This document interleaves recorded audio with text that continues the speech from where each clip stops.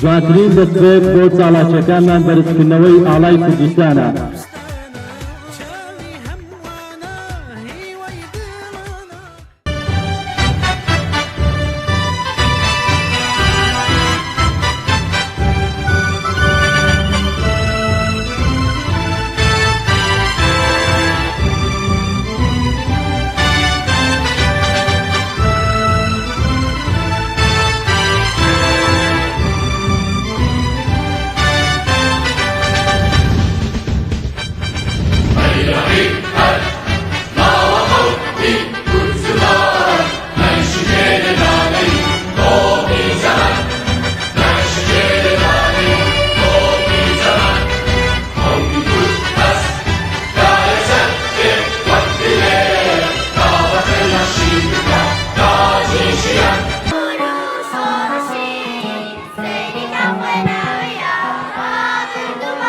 حکومت بەڕێوەبەری قوتابخانەکەمان دەکەین بفەرموویت بۆ پێشکەشکردنی وتاری بەخێرهاتن. دایک و باوکانی بەڕێز، میوانانی عزیز، هەموو لایەکتان بەخێر بێت.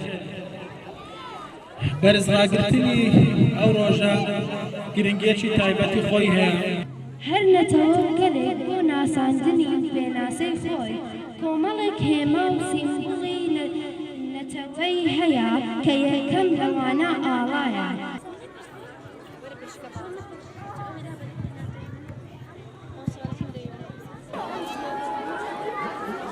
ئاڵاکەم شەکاوەیە هی کوردی چەوساوەیە، ئاڵاکەم شەکاوەیە هی کوردی چەوساوەیە، ئاڵامان شەکاوەیە قەشەنگ و ڕۆزاوەیە، چوار ڕەنگی جوان و گەشە هی خاکێکی چوار بەشە. ئاڵای کوردستان جوانە بەرچاوانە ئاسمانە، کوردستانم خۆش دەوێت زۆر حەز دەکەم سەرکەوێت، ئاڵای کورد و کوردستان بەرچەکەم ماتەشیهان. خاوێن وەگدەومان بێگەر بخوێنی شەهیدان دەڵێم کوردم هەڵم واسن سەر و خواریش دەڵێم کوردم.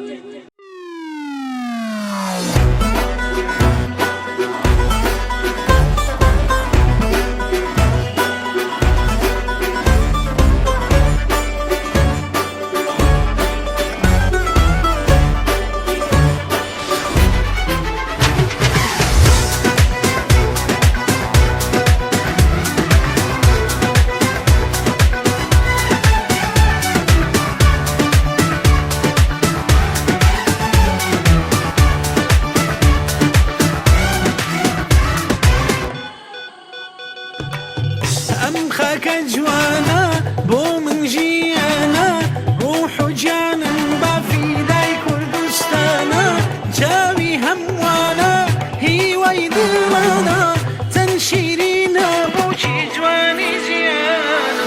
ئەم خاکە جوانە بۆ من ژیانە، ڕوح و جانم بەفیدای کوردستانە، چاوی هەمووانە هیوای دڵانە.